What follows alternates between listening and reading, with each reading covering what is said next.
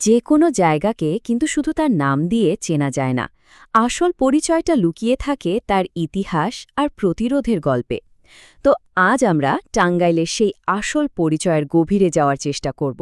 দেখব কিভাবে একটা আজকের দিনের প্রতিবাদ, একজন কিংবদন্তি নেতা আর একটা প্রাচীন প্রাসাদ সবকিছু একই সুতোয় বাঁধা পড়ে আছে।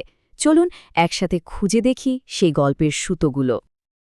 আমাদের গল্পের শুরুটা কিন্তু খুব বেশি দিন আগের নয়। ভাবুন তো একবার, ২২শে নভেম্বর ২০২৫।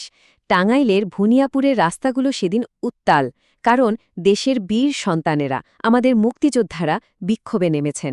কিন্তু কেন? কারণ একজন সংসদ সদস্য প্রার্থীর আচরণে তাদের সম্মান, তাদের মর্যাদা ক্ষুণ্ণ হয়েছে বলে তারা মনে করছেন। এটা কিন্তু শুধু একটা সাধারণ মিছিল ছিল না, এটা ছিল নিজেদের সম্মান রক্ষার লড়াই। আচ্ছা, এই যে প্রতিবাদটা হলো, এটা কি শুধুই একটা বিচ্ছিন্ন ঘটনা, নাকি এর শেকড় আরও অনেক গভীরে? এই প্রশ্নটাই কিন্তু আমাদের টেনে নিয়ে যাবে টাঙ্গাইলের ইতিহাস, ক্ষমতা আর প্রতিরোধের এক দীর্ঘ পরম্পরার দিকে। আর টাঙ্গাইলের এই প্রতিরোধের চেতনার কথা বললেই যার নাম সবার আগে আসে, তিনি হলেন গণমানুষের এক অবিসংবাদিত নেতা। তার নামটা এই অঞ্চলের ইতিহাসের সাথে একেবারে ওতপ্রোতভাবে জড়িয়ে আছে। তিনি আর কেউ নন, তিনি মওলানা আব্দুল হামিদ খান ভাসানী, মানুষ যাকে চিনত মজলুম জননেতা হিসেবে। ভাবুন একবার, মজলুম জননেতা অর্থাৎ নিপীড়িত মানুষের নেতা। এই নামটার মধ্যেই কিন্তু তার পুরো জীবনের দর্শনটা লুকিয়ে আছে। তার সারা জীবনের সংগ্রামই ছিল কৃষক আর শ্রমিকের অধিকার আদায়ের জন্য, আর সেই সংগ্রামের অন্যতম কেন্দ্র ছিল এই টাঙ্গাইল। তার পুরো রাজনৈতিক জীবনটাই যেন একটা প্রতিবাদের গল্প। সেটা ১৯২৯ সালে চরের কৃষকদের নিয়ে সম্মেলন হোক, যেখান থেকে তার নামের সাথে ভাসানী যুক্ত হল, কিংবা নবগঠিত আওয়ামী মুসলিম লীগের প্রথম সভাপতির দায়িত্ব নেওয়া হোক, অথবা ফারাক্কা বাঁধের বিরুদ্ধে সেই ঐতিহাসিক লং মার্চ। প্রতিটা পদক্ষেপেই তিনি ছিলেন সাধারণ মানুষের অধিকারের পক্ষে এক আপোষহীন কণ্ঠ। আর এর মধ্যে ১৯৫৭ সালের কাগমারি সম্মেলনের এই কথাটা তো রীতিমতো ঐতিহাসিক। এই যে তিনি বলছেন আসসালামু আলাইকুম জানাতে বাধ্য হবে, এটা কিন্তু শুধু একটা সাধারণ বিদায় সম্ভাষণ ছিল না। না, একদমই না। এটা ছিল পশ্চিম পাকিস্তানের শাসকদের প্রতি একটা পরিষ্কার বার্তা, একটা আল্টিমেটাম। বলা যেতে পারে স্বাধীনতার পথে যাত্রার এক প্রাথমিক ইঙ্গিত। একদিকে যেমন আমরা গণমানুষের নেতার কথা বললাম, তেমনি টাঙ্গাইলের ক্ষমতার গল্পে আরেকটা দিকও আছে, বিলকুল ভিন্ন একটা দিক। এখানে আছে সামন্ততান্ত্রিক ক্ষমতার এক বিশাল প্রতীক, এক সুরম্য প্রাসাদ, মহেরা জমিদার বাড়ি, প্রায় ১৮৯০ সালের দিকে তৈরি।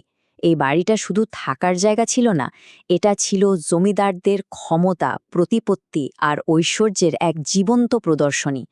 এর এক একটা ভবন যেন এক এক রকম গল্প বলে, কোথাও রোমান স্থাপত্যের বিশাল থাম, তো কোথাও বাইজেন্টাইন নকশার কারুকাজ। কিন্তু সময় যখন বদলায়, তখন ক্ষমতার প্রতীকও বদলে যায়।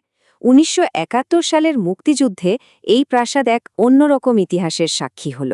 পাকিস্তানি বাহিনী এখানে হামলা চালিয়েছিল, হত্যাযজ্ঞ হয়েছিল, কিন্তু পরে এই প্রাসাদই হয়ে ওঠে মুক্তিযোদ্ধাদের একটা গুরুত্বপূর্ণ ঘাঁটি। ভাবুন একবার, যে প্রাসাদ ছিল ক্ষমতার দম্ভের প্রতীক, সেটাই কিনা হয়ে উঠল মুক্তির সংগ্রামের অংশ। আর স্বাধীনতার পর এর রূপান্তরটা আরও চোখে পড়ার মতো। এককালে যা ছিল একজন জমিদারের ব্যক্তিগত সম্পত্তি আর শাসনের কেন্দ্র, আজ তা দেশের সেবায় নিয়োজিত একটা প্রতিষ্ঠান, একটি পুলিশ প্রশিক্ষণ কেন্দ্র। এই পরিবর্তনটা কিন্তু শুধু একটা ভবনের পরিবর্তন নয়, এ যেন সামন্ততন্ত্র থেকে একটা আধুনিক রাষ্ট্রের দিকে যাত্রার প্রতীক। তো আমরা তিনটা আলাদা আলাদা ছবি দেখলাম, তাই না? একটা সাম্প্রতিক বিক্ষোভ, একজন কিংবদন্তি নেতা, আর একটা পুরনো প্রাসাদ। এখন প্রশ্ন হলো, এই তিনটা ছবিকে একসাথে জুড়ে দিলে আমরা কি দেখতে পাই? চলুন এবার সূত্রগুলো মেলানো যাক।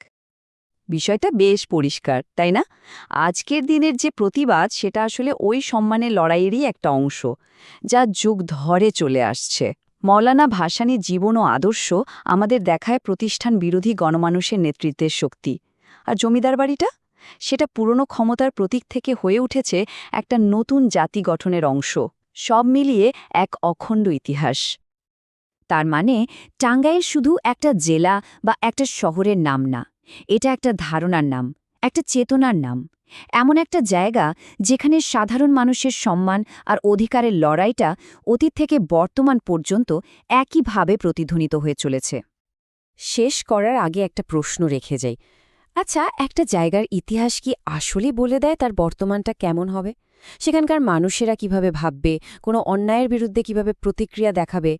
এটা নিয়ে কিন্তু ভাবা যেতে পারে, তাই না?